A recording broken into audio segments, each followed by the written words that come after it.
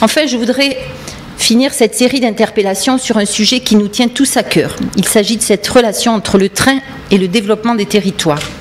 Auvergne-Rhône-Alpes est une région vaste, la plus montagneuse de France. Elle est dotée de grandes métropoles attractives, de territoires avec des lignes à grande vitesse ou sans ligne à grande vitesse, et même d'une préfecture Aurillac située à presque 2 heures de la première autoroute. La région Auvergne-Rhône-Alpes est tout cela à la fois. C'est pourquoi nous avons choisi de n'oublier personne et d'investir dans toutes les solutions qui permettent de désenclaver nos territoires. Le ferroviaire, le routier, l'aérien. Les objectifs sont clairs. Permettre aux territoires isolés d'être reliés à des pôles attractifs par des voies de communication efficaces. Permettre d'offrir une alternative à la voiture individuelle et lutter contre la pollution. Permettre à ces territoires d'accueillir des entreprises sur son territoire et ainsi créer de l'emploi local. Permettre à ces territoires d'accueillir des touristes qui viennent découvrir nos territoires et qui y consomment et font vivre l'économie locale. Pour illustrer mon propos, je voudrais faire un zoom, et c'est ce qui nous réunit aujourd'hui, sur la ligne du Cévenol. Vous l'avez bien abordé, je crois, largement ce matin. Cette ligne, elle est historique. Elle joue un rôle majeur d'aménagement et de désenclavement du territoire. Elle a un passé, elle a un présent et elle a un avenir. Auvergne-Rhône-Alpes en reconnaît la pertinence, l'utilité pour son ressort territorial de Clermont à Langogne. Au service annuel 2019, nous faisons circuler sur cette section 37 allers-retours entre Clermont et Vic-le-Comte, 12 allers-retours depuis Brioude, 6 allers-retours depuis Saint-Georges-d'Aurac. Cela montre l'importance de cette ligne pour le territoire auvergnat. Nous allons d'ailleurs travailler à une amélioration de la desserte avec Occitanie, et nos travaux démarrent dans quelques jours puisque nous avons un rendez-vous, je pense que Jean-Luc vous l'a dit, dès le 7 octobre prochain. Par ailleurs, face à l'état de vétusté de l'infrastructure, nous avons souhaité inscrire la ligne du Cévenol dans le plan de sauvetage de toutes les petites lignes que nous avons lancées, ce plan de sauvetage en 2016.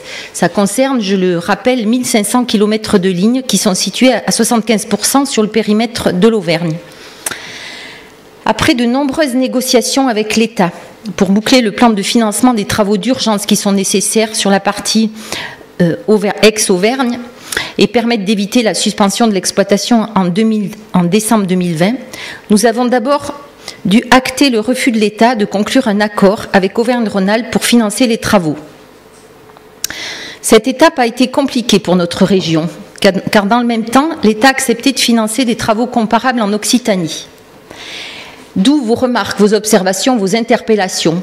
Que font les deux régions? Comment peuvent-elles travailler ensemble, etc., etc. Je le dis, il y avait vraiment une différence de traitement entre nos deux régions dans ces négociations autour des contributions financières. Face à cette situation de blocage, le président Laurent Wauquiez, Jean-Pierre Vigier, député, aussi conseiller régional, et moi-même avons pris une décision radicale. La région Auvergne-Rhône-Alpes, et j'ai vraiment plaisir à vous le dire aujourd'hui, va financer 100% des travaux sur la section Brioude-Langogne, soit 10,5 millions. Voilà, donc nous avons enfin débloqué cette situation qui pouvait être dramatique puisqu'elle pouvait conduire à la fermeture de la ligne. Donc cette décision fera l'objet d'une délibération qui sera présentée à la commission permanente d'octobre. Cet investissement majeur, il va permettre d'éviter une suspension de la ligne pour plusieurs années, au moins jusqu'en 2023. Et nous mettrons ce temps à profit pour construire un véritable projet de service et un projet de territoire puissant pour convaincre l'État et tous les autres partenaires de poursuivre les investissements nécessaires à la sauvegarde de cette ligne. Donc ça veut dire que nous engageons des travaux d'urgence, donc dès 2020, qui vont se poursuivre en 2021-2022, et qu'à partir de 2023, nous envisageons de poursuivre ces travaux par des travaux beaucoup plus conséquents qui vont permettre de pérenniser vraiment cette ligne sur du long terme. Et entre-temps, nous allons poursuivre nos travaux pour concevoir en effet un vrai service, une belle offre. Nous allons travailler ce sujet bien sûr avec la région Occitanie et puis le travailler sur notre partie ex-Auvergne. Voilà, donc je suis très heureuse de vous annoncer cette nouvelle parce que cette très bonne nouvelle parce que ça fait des mois et des mois que nous y travaillons et nous étions dans une certaine incertitude. Donc c'est un effort financier qui est important, qui est fait par la région. mais qui permet en effet de sauver cette ligne.